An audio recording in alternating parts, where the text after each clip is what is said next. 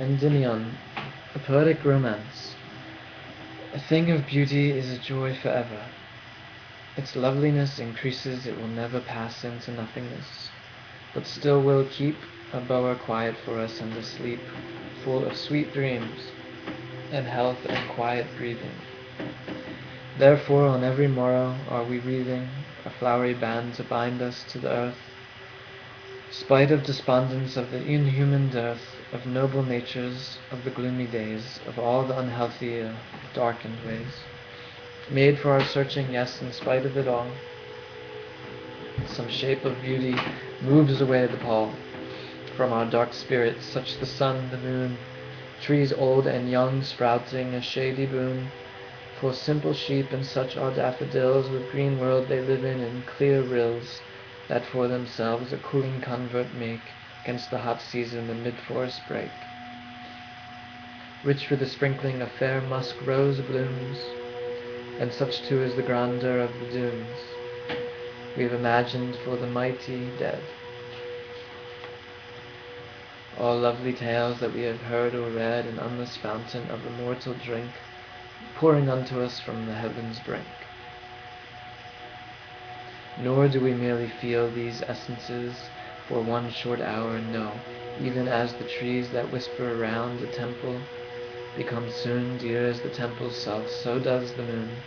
The passion, poesy, glories infinite haunt us till they become a cheering light unto our souls, and bound to us so fast, that whether there be shine or gloom overcast, that away must be with us or we die.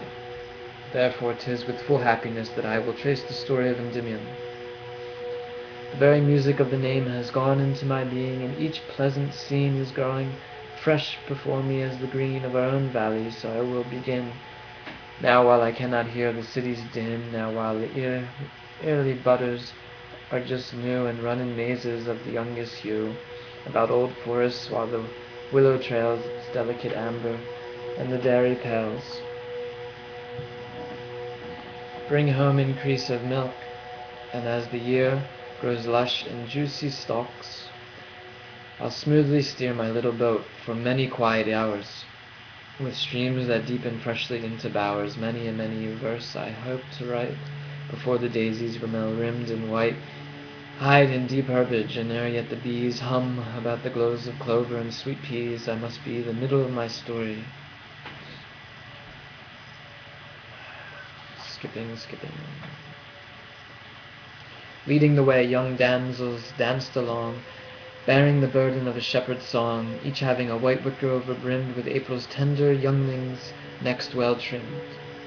A crow of shepherds with as sunburnt looks as may be read in Arcadian books, such as sat listening round Apollo's pipe, when the great deity from earth too ripe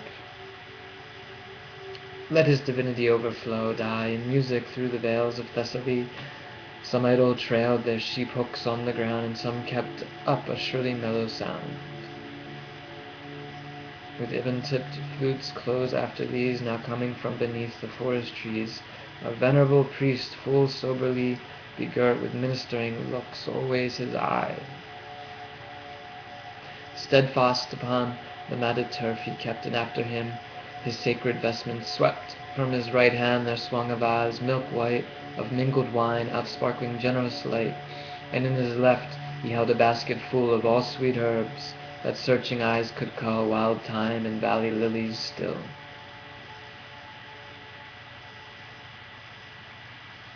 Then laid his love in cresses from the rill, his aged head crowned with beechen wreath.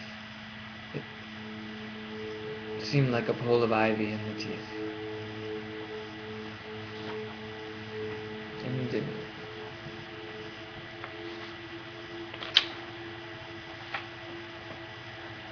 Home.